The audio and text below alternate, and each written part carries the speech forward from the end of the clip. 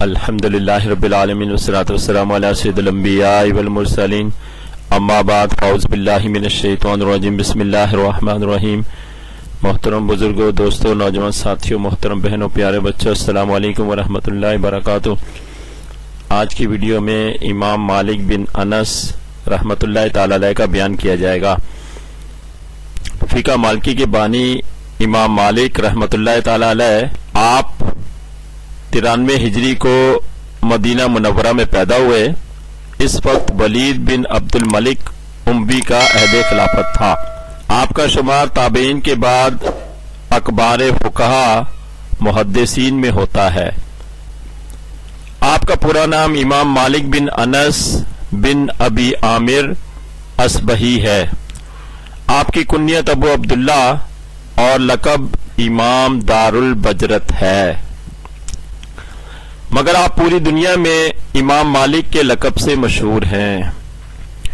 آپ کی ابتدائی تعلیم و تربیت آپ کے والدین نے کی، جو بڑے متقی پرہیزگار تھے۔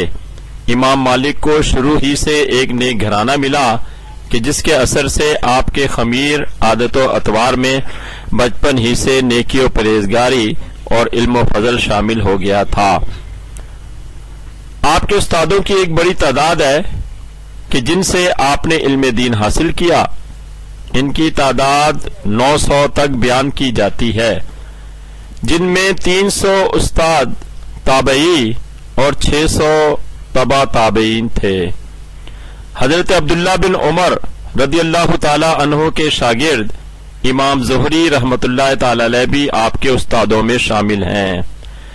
اس کے علاوہ امام جعفر صادق رحمۃ اللہ تعالی علیہ سے بھی آپ نے علم دین حاصل کیا۔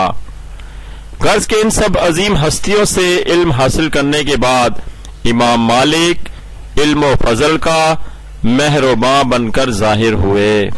امام مالک عظیم مقام کے حامل ہے۔ اس کا اندازہ اس سے لگائیں کہ آپ کے شاگردوں میں امام شافعی رحمۃ اللہ تعالی علیہ اور امام محمد بن الحسن رحمۃ اللہ تعالی علیہ کا بھی شمار ہوتا ہے۔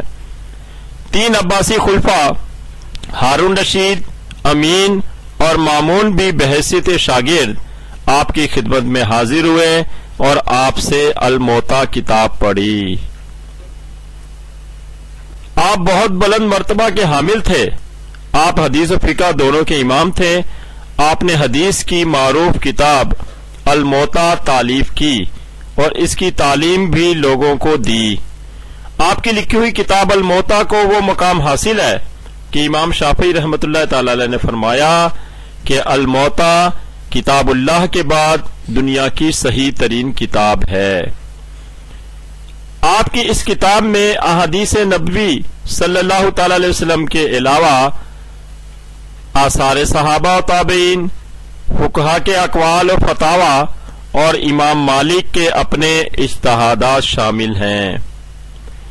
امام شافعی آپ کے بارے میں مزید فرماتے ہیں کہ امام مالک میرے استاد ہیں، میں نے انہی سے علم حاصل کیا، وہ میرے اور اللہ کے درمیان حجت ہیں۔ امام مالک سے زیادہ میرے اوپر کسی کا احسان نہیں۔ جب علماء کا ذکر آئے گا تو امام مالک ان میں سے چمکتا روشن ستارہ ہیں۔ آپ کو حضور علیہ الصلوۃ والسلام کے شہر مدینہ سے اتنی زیادہ محبت تھی کہ لمحہ بھر کے لیے بھی اسے چھوڑنا نہ چاہتے تھے۔ اسی وجہ سے آپ نے تمام علم مدینے کے فقہا اور محدثین سے حاصل کیا اور مزید علم حاصل کرنے کے لیے مدینہ شریف سے باہر نہ گئے۔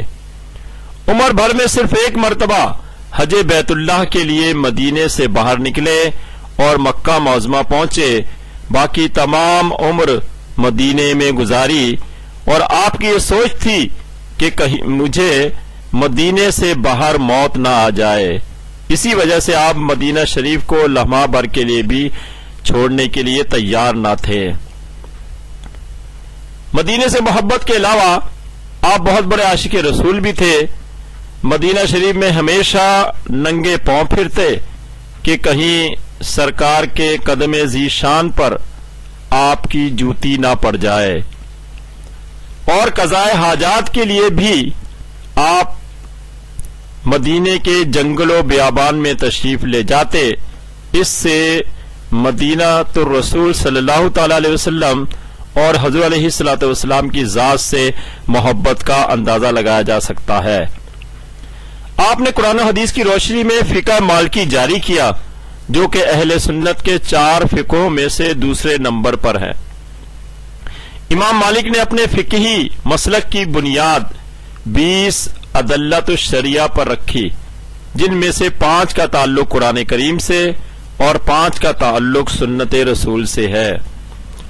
قرآن و سنت کی نصوص، قرآن و سنت کا عموم، قرآن و سنت کا مفہوم مخالف، قرآن و سنت کا مفہوم و موافق اور علت پر تنبیہ جیسے فَإِنَّهُ رِجْسٌ او فسقن، اجماع، قیاس، اہل مدینہ کا عمل، صحابہ کے فتاوی و اقوال، استحسان، صد ذرائع، مراعات الخلاف، استصحاب، مصالح مرسلہ اور پہلی آسمانی شریعتیں اور مذاہب۔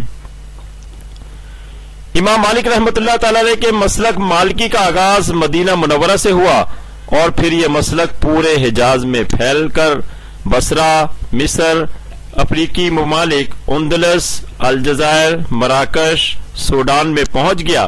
اس کے علاوہ خراساں، نیشاپور، شام اور یمن میں بھی اسے خوب فروغ ملا۔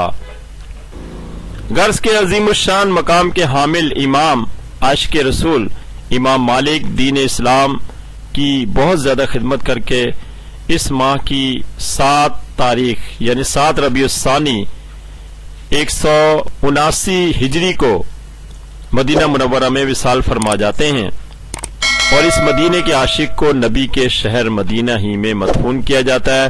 بوقت وصال آپ کی عمر 86 برس تھی۔ خداوند عالم ہم سب کو بھی اس عظیم عاشق رسول امام مالک رحمۃ اللہ تعالی علیہ کے نقش قدم پر چلنے کی توفیق عطا فرمائے۔ آمین بجاہ النبی الامین صلی اللہ تعالی علیہ وسلم۔ وما علینا الا البلاغ۔